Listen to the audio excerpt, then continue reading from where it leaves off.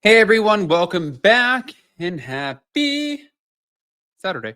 All right, guys. Well, today is going to be an interesting day. As you can see, I'm like going back and forth trying to see when stories come out, but also we're cleaning around the house.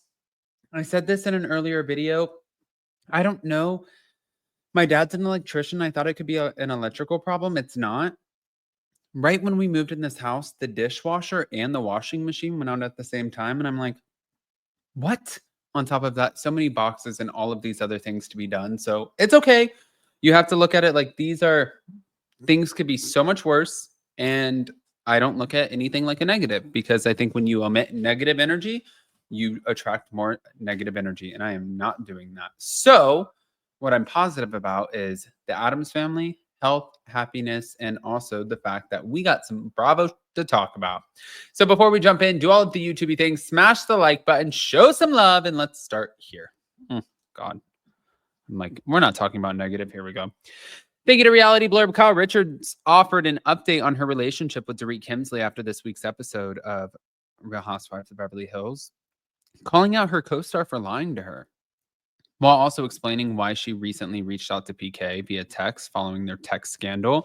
On season 14, she revealed where she and Dorit stand as Dorit shared her thoughts about their friendship and repairing it. Dorit and I today are good. We're not arguing. We're not speaking. Oh, yeah, that sounds great. But that doesn't mean all is well, obviously. She did have plans with me one night and then canceled with me to go with Erica, and she didn't know that I knew that. We had plans and I had invited her to dinner, and she said, great, we'll go to the chateau Saturday night and I'll ask PK to watch the kids. And then Erica said to me, I'm going to see Dorit on Saturday night. We're going to dinner or whatever. And I said, oh, I kept it to myself. And then I was like, well, maybe we're all going to go. So then I texted her, are we still on for dinner? And she said, I can't tonight. So that's kind of where we're at. But after hearing how Dorit canceled on Kyle, Erica was in shock as she realized what happened. And she said, my life. Dorit said to me, we can't go to the chateau. The chateau is all booked. And when the truth is, she didn't want to see Kyle, is what Erica said. And Kyle said, exactly. Liar, liar, pants on fire.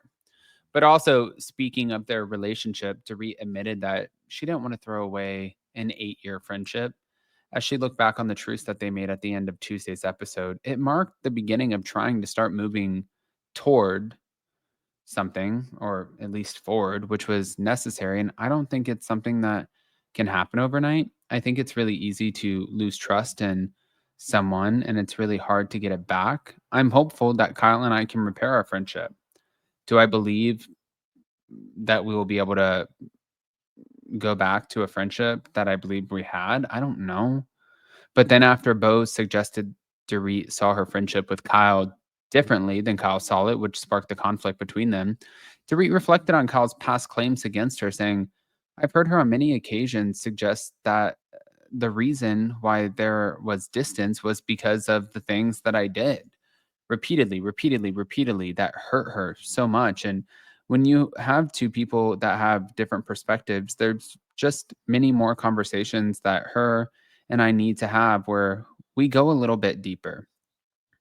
But it's also about timing.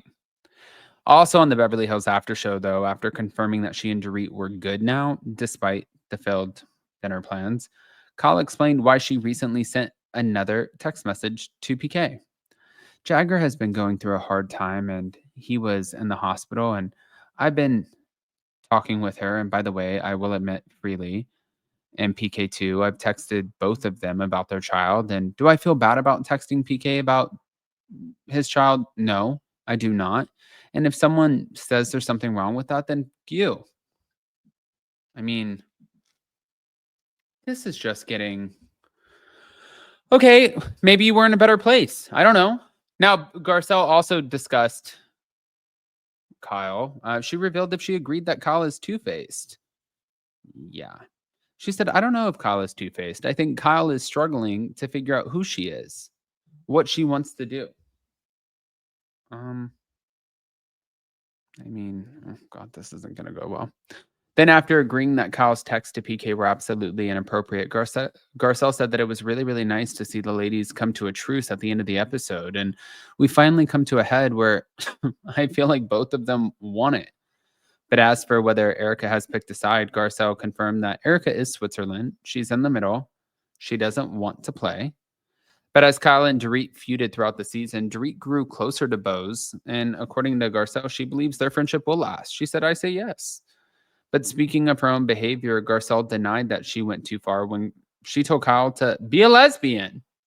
It wasn't so much about her. It's just being free. Do whatever you want to do. That was the message.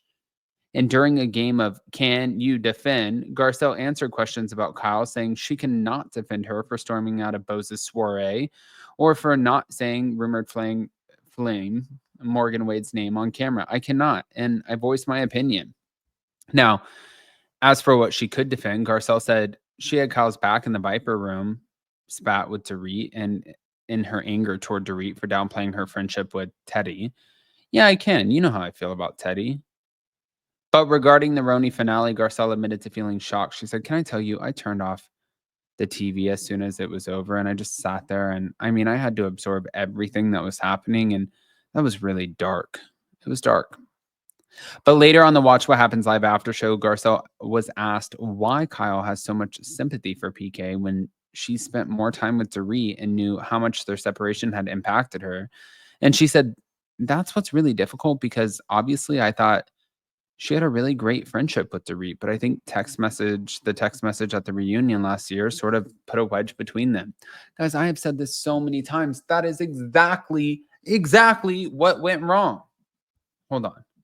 I'm also going to, I know that for this, I want to hear what you guys think, but also I said this since day one, like, you don't have to come up with all of these BravoCon instances as to why you're upset. You're allowed to be upset because she did you dirty. I love and activated Dorit, but Dorit did you dirty and it was bullshit. And that's fair. And you can say that. Now, let's move over here to the Bravo instigator. Austen Kroll is talking Paige and Craig on Chicks in the Office. This is not going to end well. Here we go. And I just didn't think that, she'd been at Charleston in ages. And Craig said that they had this whole plan for Christmas. Yeah. And he told me this like right after Thanksgiving. He was like, so she's going to come down here for 4 days. Then we're going to go to Delaware for 2 days. And then we're going to go to Albany for, 2 or 3 days. And I was like, okay. And then he's like, and then we're going to go to London. I noticed that, they were both posting at, home for Christmas. And I was like, they are not together. Mm-hmm. Yeah. Right. And, even prior to that, kind of when he told me about his plans for Christmas, and I'm trying to delicately do this. So I don't betray, things that, he said to me, but I just had noticed. Right. And Craig doesn't typically open up about him and Paige. Yeah. I find out what you guys, find out on the show. Yeah. Right. He tends to be more honest on the show, in certain capacities, than, he does to me. But, he had said something to me along the lines of, we just had a talk on the phone for 30 minutes, and she thinks that I'm mad at her because she's super busy and blah blah. And I was like, okay. I was like, that is a normal thing, Craig. And I was like, and thank you for coming to me to say something, because you rarely do. But yeah, and then I texted him like, hey, well, when are you taking off for London? And me texting him that was me being like, I know that something's up. Yeah. And I was like, and I was like, just say it. Just say it. Just say it. Call me, tell me. And then he didn't say anything. And then the next day I was like, ... Yeah. And then he was like, he gave me a very runaroundy answer of we're not going to London, and I'm going to Aspen. And then a couple days later, I saw and then I texted him and was like, all right, man, I'm here for you. Yeah. Things right. And then, I mean,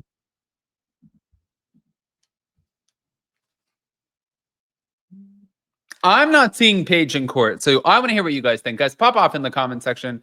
Smash the like button. Show some love. Sorry.